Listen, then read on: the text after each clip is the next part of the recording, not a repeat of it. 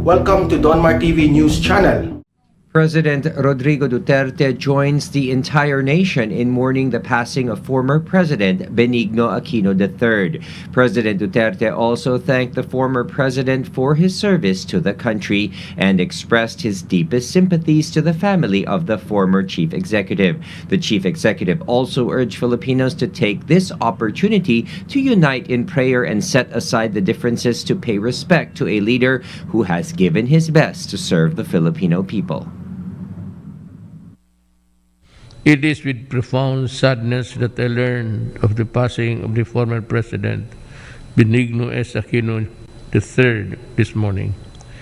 We thank the former President for his service to our country. I hope that my fellow Filipinos will be inspired by his legacy. I offer my heartfelt condolences to the Aquino family. Be assured of the government's assistance in this period of mourning. And above all, please accept the love and the prayers of a grateful nation. Ikinagulat rin ng mga dating gabinete ang maagang pagpanaw ng kanilang kasama sa trabaho at itinuturing na leader tungo sa daang matuwid na administrasyon. Sa Heritage Park, bumisita rin si former Communications Secretary Ricky Carandang kung saan sa isang ambush interview, sinabi nitong cremation ang nais ng pamilya para kay dating Pangulong Noynoy Aquino. Siguro mga few hours ago, kanina lang pagdating niya dito, I think cremate. May konting cremation. Sila mismo na mga dating gabinete ng Pangulo ay nagpaplano rin sa biglaang mga pangyayari. Kaya naman sa kanilang simpleng paraan ay nakahanda na rin itong magdaos ng simpleng panalangin at misa para sa dating Pangulo. Si Nino Barzaga daw ay hinuli ng dahil sa kasong libel. Okay? Hindi ko sure ito ha. Ito tinatanong, ito lang bali-balita ko lang. Tapos may nag-message nga sa akin, kesyo daw, ako daw isusunod. Sabi ko unang-una, ano ba yung sinabi ni pangalan nito ni Nino Barzaga? Yung ba may basihan? Sila o makakasabi niyan at korte, hindi o ako. Ngayon, kung nasasaktan lang ho kayo sa sinasabi ko dahil sa opinion ko, dahil sa reaction ko sa mga news, ulitin ko, reaction ko ito sa news. It is my opinion. Hindi ko ho ito ginawa, hindi ko inimbento. Ito'y na news mismo galing sa News 5. Ako'y nagre-react lang at never akong gumawa, nag-imbento na ganito nangyari kay Isko, ganito. Wala akong ginanyan.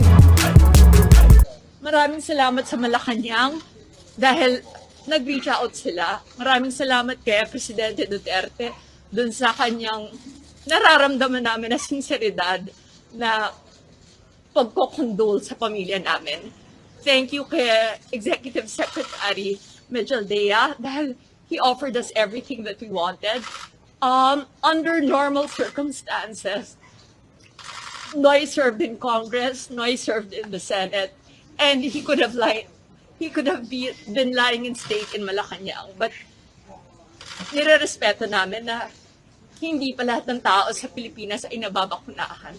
So what we have decided as a family right now is that we know that there are people waiting outside. So we spoke about it.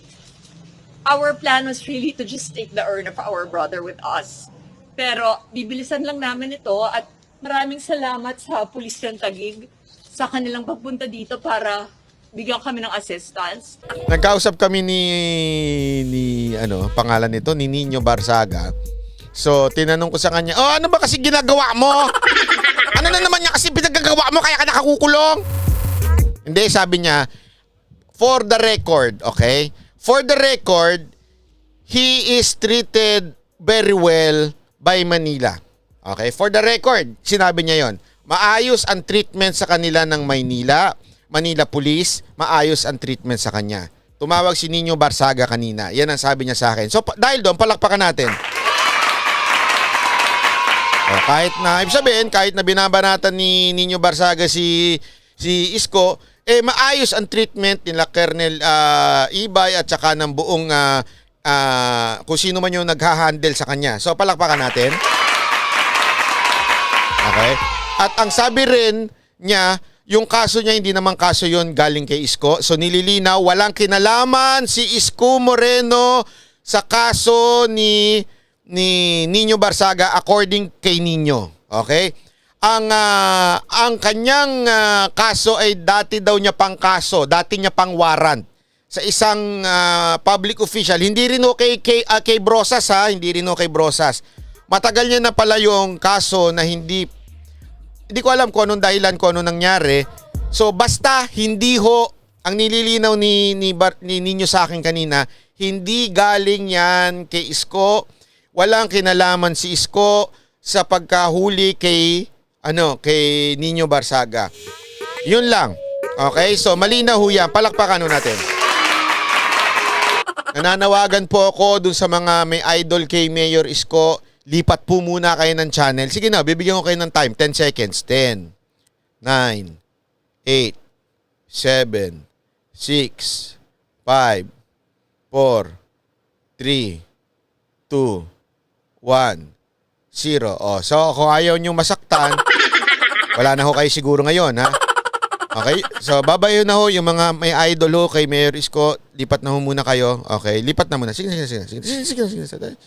Wag mo na. Masasaktan ka lang eh. Sige na. Masasaktan ka lang. Sige na. Alis ka na. Okay lang. Walang problema kung mabawasan ako. Okay lang. Walang problema. Kahit bumaba pa ang mga tao dito, alis na. Sige na. Lipat na muna. Balik na lang kayo. Irasan nyo, mga 10 minutes. Balik kayo para sa games. Okay? Ngayon, alis na muna kayo. Kasi kawawa naman eh. Baka mamaya masaktan na naman kayo. Nesa Laksamana, salamat po. Hindi, ako nakikidalamhati ako sa kanila. Diba? Nakikidalamhati ako. Baka naman sabihin nila. At least ngayon, inabisuhan ko sila na pinaalis ko sila. Oy, medyo masasaktan kayo sa susunod na balita. Okay? Okay? So, alis na. Okay na kayo. Okay na. Okay. Nood muna kayo ng BTS. Sige na.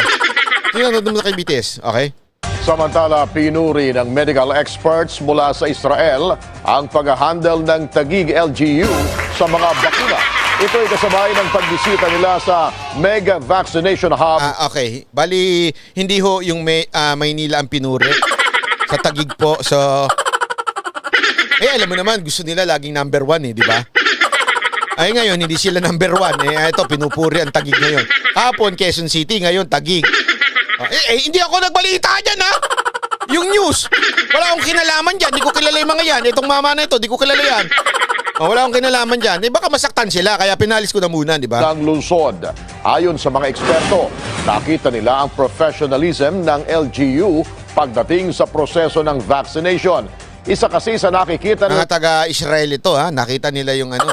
Totoo naman kasi napakaganda ng vaccination sa Taguig. Grabe ho.